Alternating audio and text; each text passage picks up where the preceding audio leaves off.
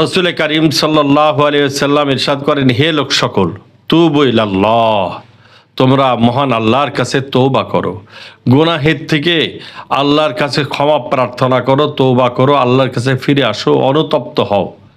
কারণ ফাইন্নী আতুবু ইলাইহি ফিল ইয়াউমি মিয়াতা মাররা, আমি নবী প্রত্যহ দৈনন্দিন 100 বার আল্লাহর কাছে তওবা করি, আল্লাহর কাছে ক্ষমা প্রার্থনা করি। রসুল করিম সাল্লাল্লাহু আলাইহি ওয়াসাল্লাম, যিনি মাসুম, যার কোনো গুনাহ নাই, এমন বিশ্ব নবী, তিনি বলেন ফাইন্নী আতুবু ইলাইহি ফিল ইয়াউমি মিয়াতা মাররা, আমি প্রত্যহ 100 বার আল্লাহর কাছে তওবা করি। তো রসুল করিম সাল্লাল্লাহু আলাইহি ওয়াসাল্লাম যদি তওবা করেন, তবে আমাদের কতই না আল্লাহর কাছে অনুতপ্ত হওয়া দরকার, তওবা করা দরকার।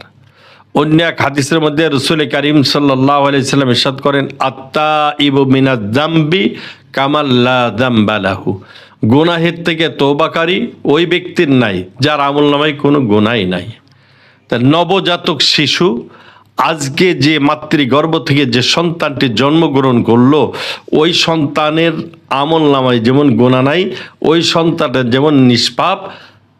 যে ব্যক্তি জীবন ভর গুনাহ করেছে, এমনকি 80 বছরের কাফের, শুধুমাত্র কালিমা পড়েছে, মুসলমান হয়েছে, খালেদ দিলে পড়েছে লা ইলাহা ইল্লাল্লাহু মুহাম্মাদুর রাসূলুল্লাহ আল ইসলাম ইয়াহদিবু মা কাবলা, এই কালিমার বদৌলতে আল্লাহ তার পশ্চাতের সমস্ত গুনাহ আল্লাহ মাফ করে দেবেন।